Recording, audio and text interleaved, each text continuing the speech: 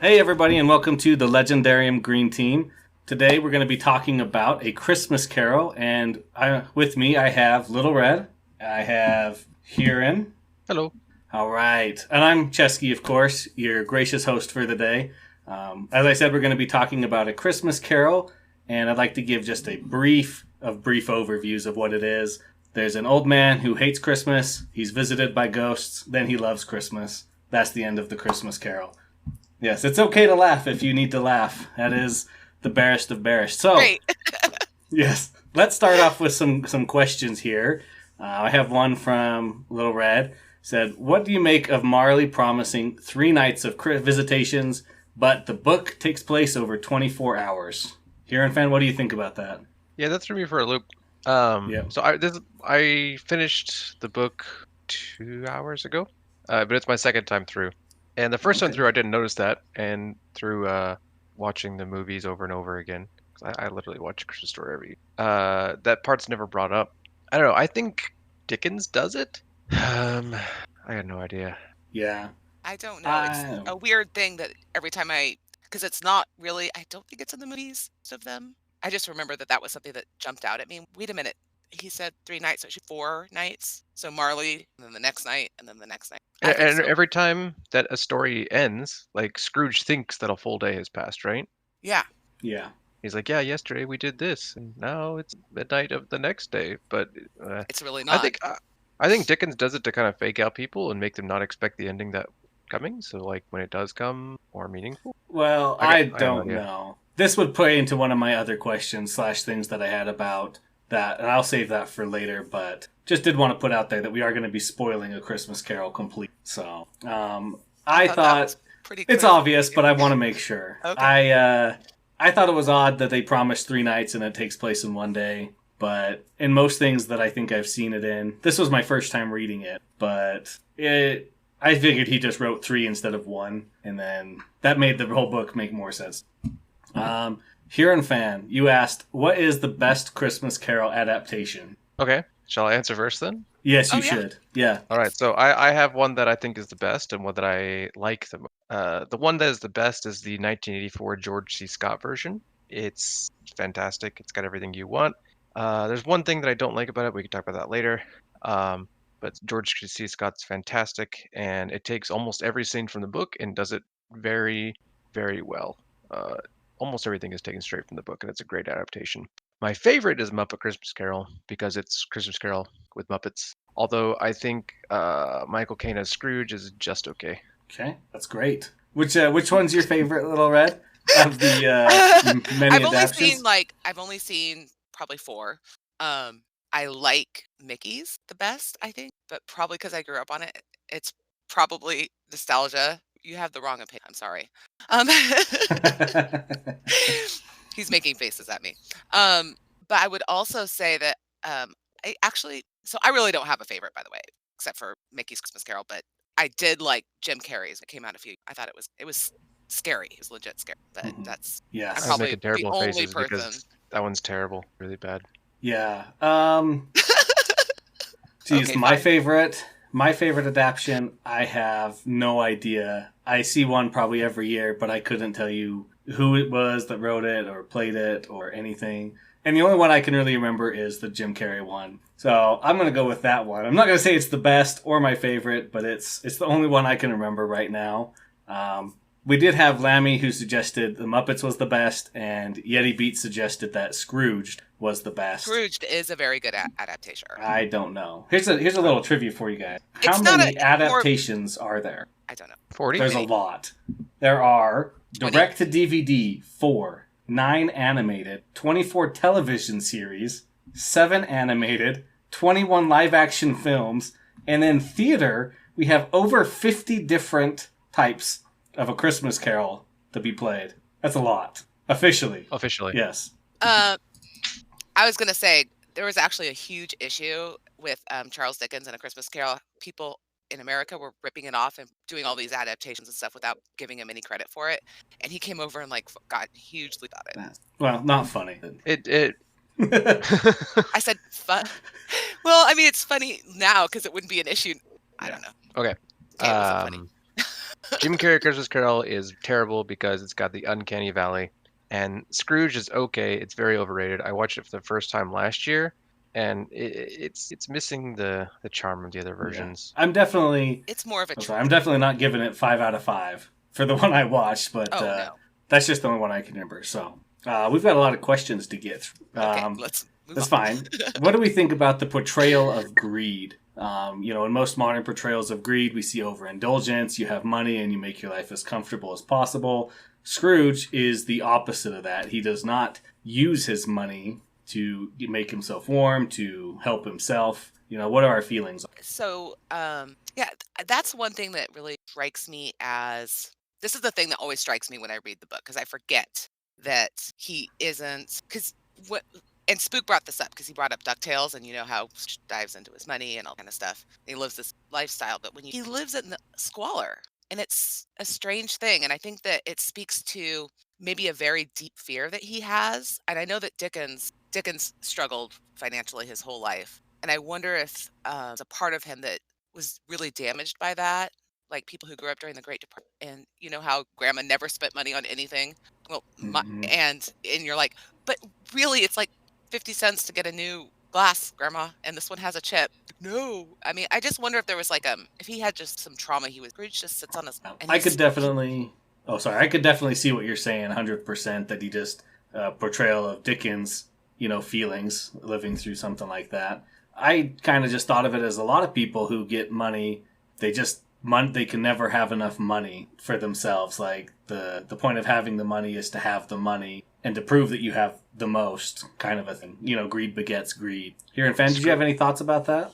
Yeah, I think Scrooge loves money because he's conditioned to think it. So he didn't have money growing up, and he had bad Christmas, of course. But in society that he lived in, businessmen were more respected than other people. People who had money were more respected, and so I think it makes him feel important, and he the wants to feel better than other people. But the other part of that, showing your money by doing status items like that, like you read.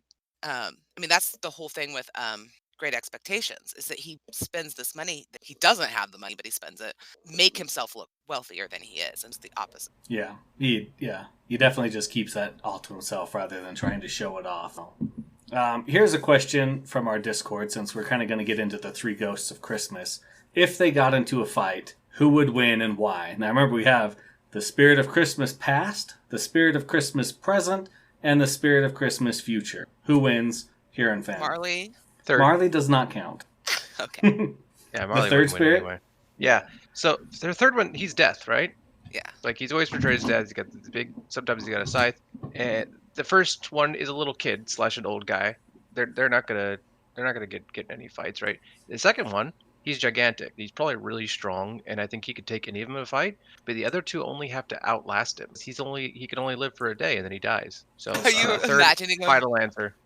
Are you imagining him like bunkering down and just like waiting for Christmas present to die instead of actually the little one fighting would him? just fly away, right? Yeah, probably. Yeah. I think have- I'd have to agree with you on that, Hurinfan, that the Ghost of Christmas Future would win.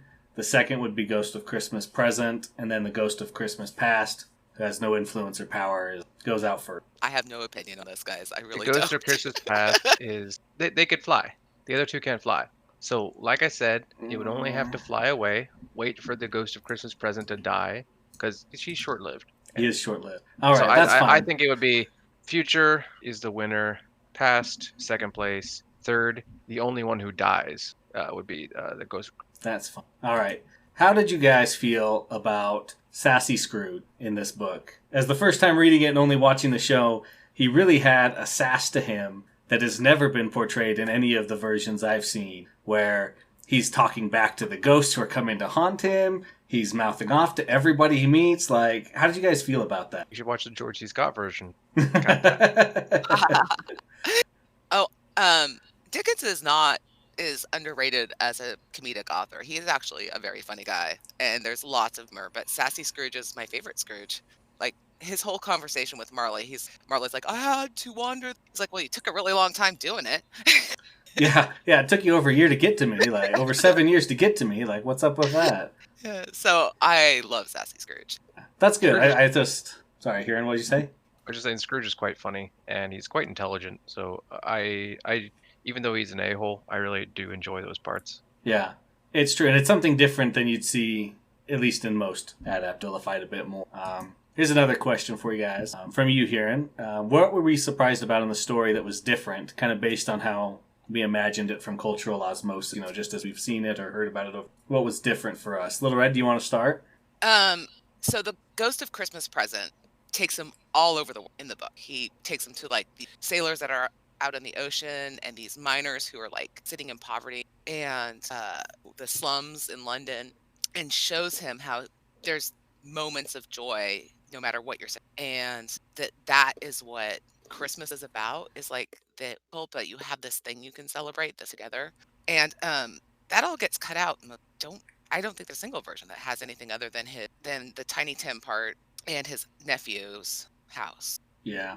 Hurinfan, what about you? What do you think? Yeah, I never considered that, but yeah, that's a good point, Red. So I've noticed in most adaptations that I've seen that the Ghost of Christmas Past is actually portrayed as a woman. When in the story it's a young boy, old man slash fine. But the real thing that was most surprising to me when I read the book, so I'm going to talk about it again. The George C. Scott version has a scene where the Ghost of Christmas Present takes him under a bridge, where if a poor family and trying to stay warm and they're trying not to go to the poorhouses, the father found some potatoes off the back of a bus or back of a truck. And it's a really, really good scene, and I love it. And I think it embodies the compassion that Dickens is calling the reader to have towards poor people. And then immediately following that scene, the present wanted, and that terrified me. So, I actually, it might be a little blasphemous, but I wish the original had that. That's fair. Similar. I liked that. I liked one thing I had never picked up on cultural osmosis was the want and the ignorance that Christmas Present talks to him about, and then says, both of these are bad, but ignorance is the worst. And that ignorance, if you don't take care of ignorance, then it leads to doom. And that's just a profound message. Like, ignorance leads to doom. Want is bad, but want alone doesn't lead people to.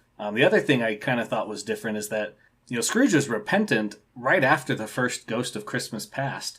The Ghost of Christmas Past visits him, and he's like, "I'm a changed man. I'm gonna change. This has brought back these memories and this joy to my heart. I need to go be good." And he's like, "Do you guys still have to visit me? Like, I'm a changed man."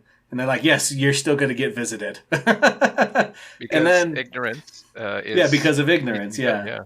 And then I always thought that he visited Bob Cratchit's house on Christmas, but he does not. He just sends the turkey, or the goose, or whatever it is, and then he goes off to his nephew's house. And somehow in my brain it was like, yeah, he goes there and he spends Christmas with them, and, Tiny Tim stands on his thing and says, God bless us, everyone, and it doesn't even say that until the very end of the book.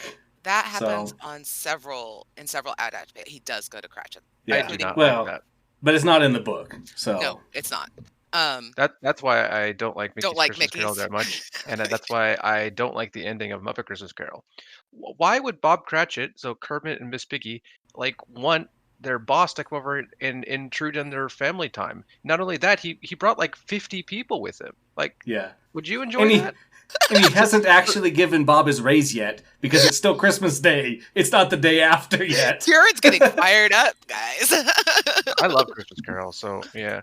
I have very strong opinions. That's good. And that's what we like. The scene at the end of the book, right, where he's kind of pretending to be really angry. And he's like, "You are 45 minutes late. I'm not going to have it anymore." And then he does the little switch. He's like, "I'm giving you a raise." I love that scene. It's so good. Yeah, it is. It's it was touching. All right, Little Red asked us, what do we think about Dickens' style? Are you willing to try more of his books now? And was this a good intro? And I'm going to say, I don't like his style. I'm not going to try more of his books. And this is probably a fine intro to him. But let me tell you why before you get all sad. I felt like he did a ton of over-explaining to me, personally, that he didn't trust me as a reader to just believe him when he said something was happening. He says, "Marley's dead." And I'm like, okay, Marley's dead. And he's like, "But let me tell you how you know for sure that Marley's dead. Because the story is ruined if you think he's alive somehow and you come back." And I'm like, well, you told me he was dead. Obviously he's dead. Why am I going to disbelieve the first page of the book? I have no reason to. I just didn't like that. It felt bad to me. That's fine. If you like him, that's fine. You like him. What, Hurinfan, you love Christmas Carol. What do you think? No, you're right. Dickens, he likes flourish. And if you're not in, like, even you're right. The way that he describes a lot of things to make things very, very, very obvious would in other stories probably annoy me. But I just like his wordsmithing. Right, wordsmithing is probably the wrong way. I like the way he makes things. I like the way he writes. I don't know how else to say it. That's fine. That's fine. If you like it, you like it. Are you going to try more of his books? So I've already read Great Expectations and A Tale of Two Cities, and they're okay. I like them well enough, but I'm probably never going to read them again. Whereas The Christmas Carol, I could see myself reading it a lot. Okay. This is my favorite of the three I've read. Sounds good. Red, what about you? I do think that if that's what you hate about Dickens, you should not read any more Dickens. I think he got paid by the word. Like he wrote most of his work were serials, so I'm pretty sure it was. But I do like his turn of phrase. There are parts like I think I've read Great Expectations. Maybe only there are parts where I will stop and just flip through a couple pages. But I love his characters as well. But I actually like the opening where he's talking about Marley being dead, and part of it is because first of all, I think it's funny. He's like, it's only a couple paragraphs, and second of all, we read a lot of books where authors tell us that their characters are dead and they're not dead. I mean, all of us have read those books. Well, that's fine. I just I'm just one making too many times of telling me he was dead as a doornail, and then explaining the phrase behind "dead as a doornail," which I never cared for in my life. he invented that phrase, I think. Hearing what you're gonna say? So So I'm going to go back to adaptations. One thing that I really like about the Muppet Christmas Carol is that Gonzo plays Dickens himself, and so when you're reading this story, the author is very present because he's always talking to you and he's telling you things. But in adaptations like movies, that just doesn't happen. But the Muppet Christmas Carol, Dickens is there as Gonzo, and he's explaining the story to you in a very way that I could see Dickens actually doing, because I believe he did actually tour and tell his that kind of environment. Yeah. One of the scenes where I really enjoyed that author's voice is it's the last citation of The Ghost of His Past. He goes into this house, and these two women are their grandkids are running all over the place, and the mother and daughter are talking, and he talks about how joyful it is and how he wished he had the nerve to put his arms around this and love her as she deserves to be loved. And I'm not sure because the lady's name is Belle, so I'm one lover. I never could figure out who she was exactly. I think the one who left him. Yeah. Yeah, her name is Belle. So. Yeah, so like this regret that he threw away something so precious, and and it's said in the author's voice, not Scrooge. All right. Well, here is another fun question for us from Discord, and it's from Mirelia. And last time she had a question, I changed it, so I'm going to take it straight from her words. Who out of the people discussing this is the most like Scrooge? I think it's me. Okay. Yep. I think probably Hurin or Little Red. Definitely not me. It's definitely not you. No, not Cesky. Yeah, definitely me. So, as we probably know in the Discord, Little Red's always giving her thankful stuff, and she's so nice. And then I don't know. I'm not nice, so I'm Scrooge. You're Scrooge. Okay, that's it. We got it. If you need a Scrooge in your life, Hurinfan is willing and able to fill that role for you. Podcast over. Podcast over. He's got to go kick a few orphans. Okay. Yes. All right. And then here are two questions that we have from Ashaman again. Do we believe that people can truly change like Scrooge did?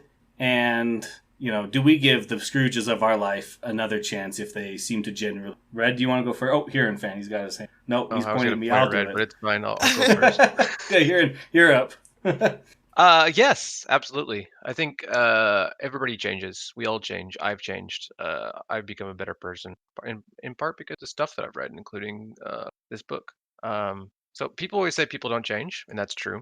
But when people say that, they just mean humanity as a whole, right? But I've seen it in my life. I've seen it in my friend's life. I've seen it in my family's life, and some people change for worse. But I think, in my experience, Red, what about you? So yes, I do think, and what I find interesting about this book is it actually shows how he walks through his past, and it shows how Scrooge actually starts to turn into the he is now. And so now he has the chance to walk that back. I think that a change that big take a lot of work. Personal, I don't know if Scrooge is willing to do that. The book says he does. And you can give people a chance. But I also think that there's a limit to how many chances. Like Scrooge wasn't ever asking me. Someone like Scrooge was to come to me and say, "You know what? I realize I'm kind of a dick. Can I say dick? Sure. Is that a swear?" I don't think Maybe. so. Okay.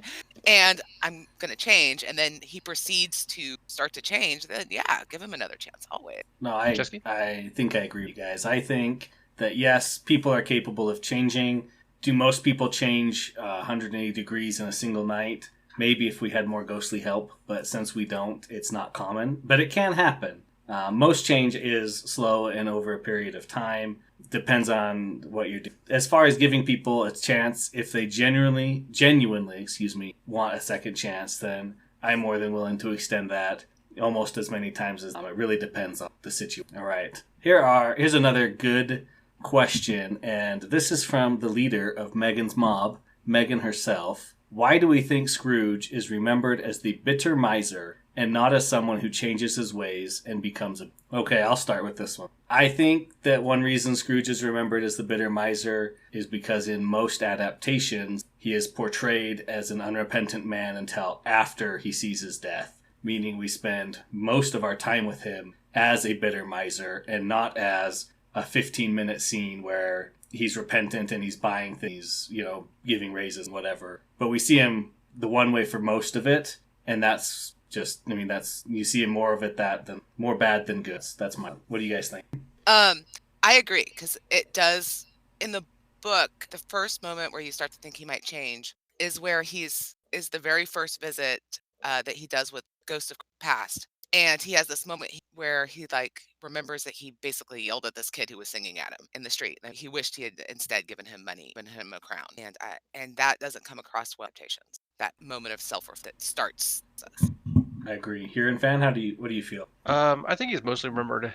Well, first I'll make a note about that. That's one thing that I don't like about the George C. Scott version, because he doesn't really show any change until the end, which always really bothered me. Whereas in the book, yeah, we see it even from the first time that he goes to the past, and he sees his young self, and he cries a lot when he just sees himself alone at Christmas time. Old miserly man who hates everything and everyone, and he cries about his lost youth. So I think that's something we could see. We often don't. But I think he's mostly remembered as a miser because he was so memorable. And saying humbug is fun. Yeah, he's a fantastic character. He's fun to read about. And I think most of us, maybe not to his level, but we know somebody who might be like that. And so it's easy to remember. It's very memorable. Great. No, that's a great answer. Okay.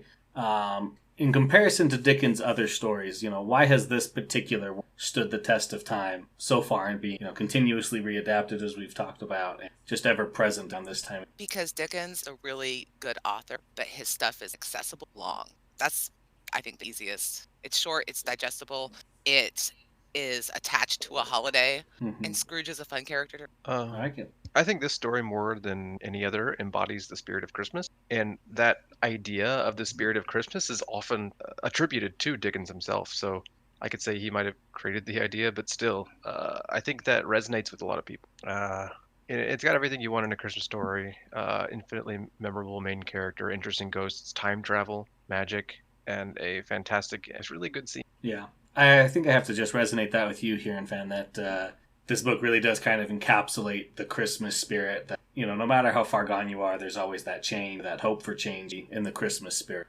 I think we got time for a couple more questions here. This is a long one, also from Megan, thanks.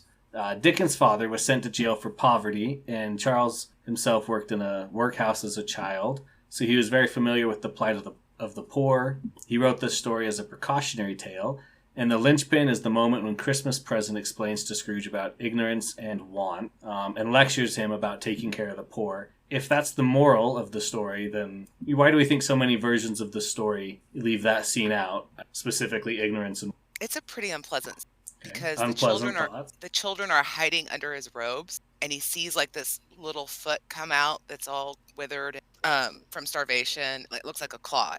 And actually, one of the things I like about the Jim Carrey version is how well that movie does that scene.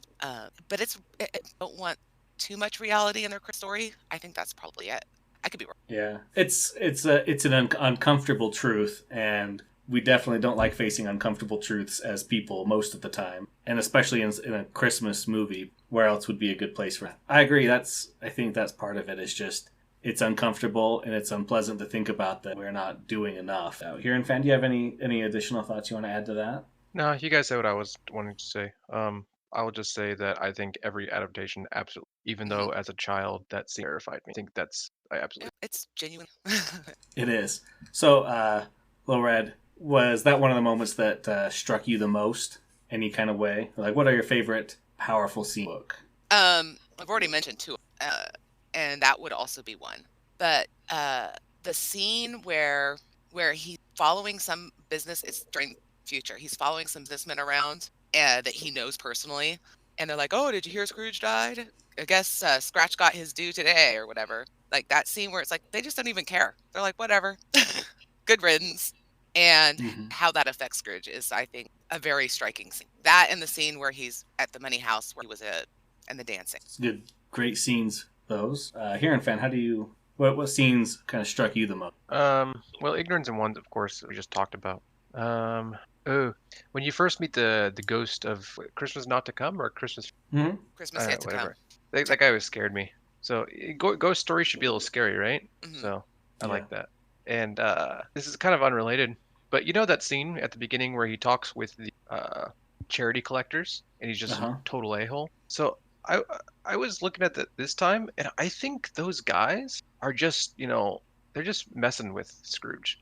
Scrooge is well known as just a terrible, unhappy person, and he makes it very, very, very clear that he does not want to give this through his actions, through his word choice. And they're just like, "Oh, so do you want to be anonymous?" I think they're just messing with. Okay, that's just my idea. I could see that. Yeah, I could see that. One of the things I liked, it's near the end. It's the Ghost of Christmas Yet to Come, where he takes Scrooge to see his nephew, and his nephew's talking, and everybody's like, "Oh, Scrooge, what a Grinch! Like, he's so horrible, and he hates Christmas, and nobody likes him." And his nephew's like, "Well, Scrooge can be Scrooge, and I can be me, and who is Scrooge hurting at this time? He's not hurting us because he hates Christmas. He's just hurting himself." And that's a great, lesson for all of us. At least I think that, whether somebody does something mean to you or nice to you, doesn't change how you feel, right? You can only change your own feelings. That, if Scrooge is mean to me, then I can choose to be happy that I still have Christmas, or that I can be sad that Scrooge was mean to me. And I know that I like to try and choose to be happy all the time. So, sorry. Red, what were you going to say? And see, that's part of the whole thing about his character. Excuse me. He's not just cheating people around him. He's cheating himself. Mm-hmm. Yeah. And he is the author of his own. And it's a shame that it spills out on, Bob Cratchit and other characters. But he's a miser, not only in the sense that he doesn't want money, but he's a miser in that he denies himself joy actively. And it's crazy to me. I love his nephew. Fred is one of my favorite. Fred is my favorite because that was actually the Christmas present scene. And that part was just fantastic, where he's like, "You know what? I pity him." And I think that's the attitude that we should take to people who are just deeply unhappy and mean to other people. He's like, yeah, sometimes it hurts and sometimes you can't stop those feelings. But maybe after you've looked back and you tried to think about why they are the way they are, more than anger or hatred, you should just pity. Except for, of course, where he does actually be mad. Well, okay. I would still just pity him. Huh? But in the context of this story, I think it works, where he's truly cheating himself out of all the and helping others, but that's him. So, let's see. Did you guys have any other questions that I missed that you guys wanted to talk about? No, but I do have that I really like. That I would like. Well, go right ahead. One question we didn't cover that one. I'm sorry. Which what? one? Oh, go ahead first. Okay. So, speaking of being scary, there's a scene when the ghost of past first shows up, and then Ghost of Christmas Past pulls back the curtain, and it says, "Scrooge found himself face to face with an unearthly visitor, as close as I am standing at your." Just love the implication that the narrator is standing right next to the story, while this ghost is all of a sudden in Scrooge's face, and that's the type of thing I love about Dicken. I am steaming my glasses. That was a good scene. All right, let me ask one of our last questions here. Why does Scrooge get the benefit of supernatural assistance to change his ways, rather than more supernatural assistance showing up to help out all the people he keeps screwing. Who wants to tackle that one first? Hurinfan, you have some good thoughts? So the other people might be suffering in this life, and they are suffering because of Scrooge's actions. But to ghosts, and really to what's important, especially to people at the time, is not like our earthly plane, it's their afterlife. The ghosts are doing this for Scrooge's sake and for Scrooge's afterlife. And by virtue of him being rich, he can actually do the most good by having a change of heart. So what I'm basically saying is the other people don't need help because they're good people already. Yeah. Does that make sense? I think you could say they don't need I was- spiritual help to be like happy or true. Yeah. Red? So I was gonna say the feeling I get from the story, and Lammy's gonna be irritated that we're taking this question so seriously. The feeling I get from the story is that the ghosts actually can't intervene in the physical. And so by helping Scrooge, they're actually helping the people that Scrooge. That's true. For me, I guess I lean a little bit more towards Huron's path, where, you know, Marley's the one who kind of started this. And so I take it that, you know, Marley, who made his own chain in life and messed up, was like, hey, you know, Scrooge is worse than I am. I'm going to try and help out my friend, if you can call them friends, and kind of started this in change. And why not help other people? Well, if you only help them, then you're not really solving the problem of Scrooge not helping other people or causing this misfortune, right? By fixing Scrooge, that helps fix all the other problems that he's caused, because repent. That doesn't fix it 100%. But, sorry, what, Red? He's like a virus, you know, you fix the virus, not the symptom. Exactly. That's what Scrooge is. So, I think that's all the time we have for today, but a final question for you all. What Christmas spirit are you? And this goes to you as well, listeners. So, Red, what Christmas spirit are you? Past, present, or future? I would say past. Past. Okay. Hurinfan? I don't know why. Oh, why? Yeah, why? Why? This is all at once. I think because Christmas is a nostalgic time. I guess that's not a good answer. Sorry. That's fine. I think it's This fine. is, it's a good answer for us. Hurinfan, what Christmas spirit are you? I wish I could say present because that guy's awesome and I would like to spend time with him. But I'm probably the third because I'm brooding and silent and judging and telling people where to look instead of giving them the answers they're looking for. Huron, All right, that's not my experience of you at all. That's funny. So I would like to think that I am Christmas spirit of present, bubbly, full of cheer, and willing to help out. I don't know. Maybe that's. I think Cesky's present. Yeah, for sure. I Okay. do. That's a rounding yes then. So between the three of us, we have all the ghosts of Christmas past. Now we just need to choose who to haunt. So, Kipton. Lammy. so if you need help in the Discord or you want to feel more Christmas cheer, let us know. We'll visit you somehow, sometime, through time and space and magic, and you'll feel better. But I think that's everything for us. Did you guys have any final thoughts you wanted to say? Merry Christmas to all and to all of That's And right. Happy And- Hanukkah to our. Oh, that's Arendandus. right. I almost forgot.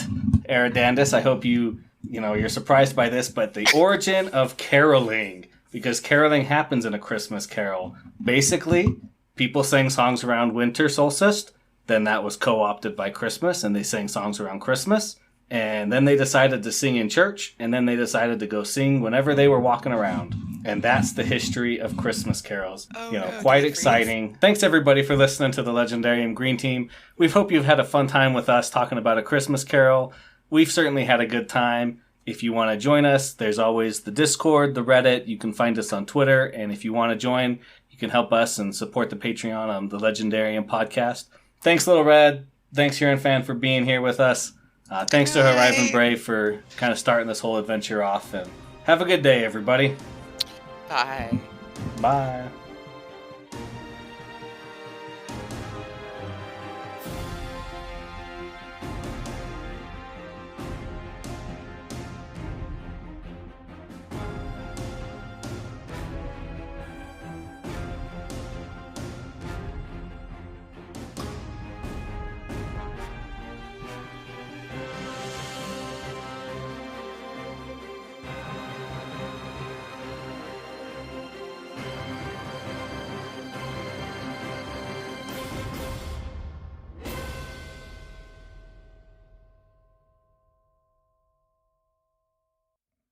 music is Galactic Damages by Jingle Punks.